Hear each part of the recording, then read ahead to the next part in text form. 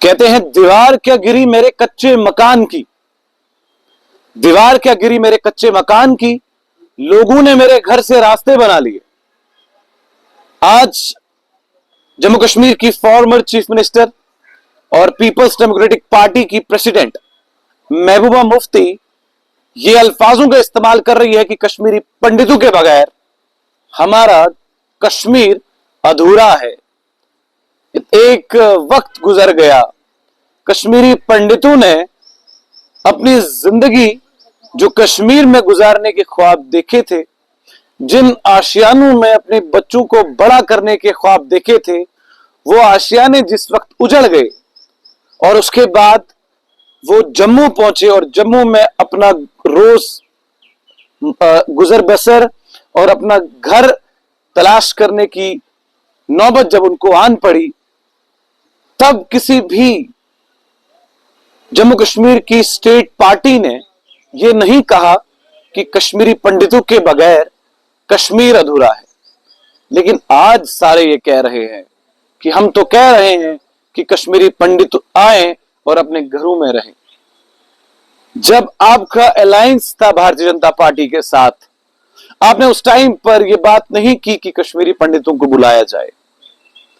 आपने ये बात बिल्कुल नहीं कही कि कश्मीरी पंडित अपने घरों में रह सकते हैं। ये वही कश्मीरी पंडित हैं जिनके घरों की दीवारों पर गोलियों के निशान हैं। ये वही कश्मीरी पंडित है जिनके घरों को मलबे के ढेर में बदलते इन कश्मीरी पंडितों ने देखा।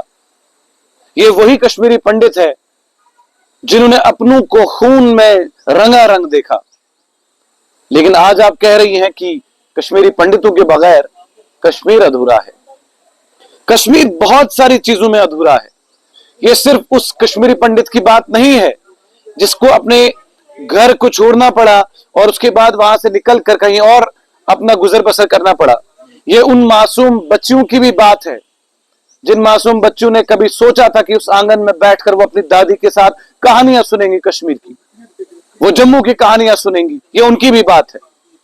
जब कश्मीरी पंडितों की बात आती है तो सिर्फ आश्वासन दिया जाता है कि वो आए, हालात ठीक है। जैसे ही कोई कश्मीरी पंडित आता है वैसे ही मिलिटेंसी जाग जाती है। ये सवाल कड़वे हैं, लेकिन राजनीति जो है वो ताजा है और राजनीति है कश्मीरी पंडितों पर। कश्मीरी पंडितों ने जो कुछ सहा है, क्या आप लोगों ने सहा है? शायद नहीं। और वो कश्मीरी पंडित जो अपने घरों में अपने आशियानों को छोड़कर यहां बसे हैं, जब हम उनसे बात करते हैं तब हमें यह समझ में आता है कि उनकी तकलीफ और उनका दर्द कितना है।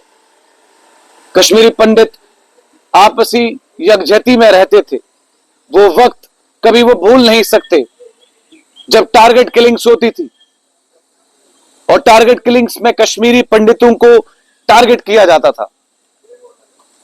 यह वक्त कश्मीरी पंडित शायद भूलेगा नहीं। इसीलिए मैं कहता हूं कि हमारे कश्मीर पर राजनीति मत करें। अगर आपको इन्हें बुलाना है, आप इन्हें आश्वासन दें कि आप आए, अपनी जमीन पर रहें, अपने मकान में रहें, 1 इंच भी जमीन यहां से वहां नहीं जाएगी, यह आश्वासन दें। लेकिन महबूबा मुफ्ती जी को यह आदत है और इस आदत को कहते हैं पॉलिटिक्स, जो हमेशा महबूबा मुफ्ती करती आई है।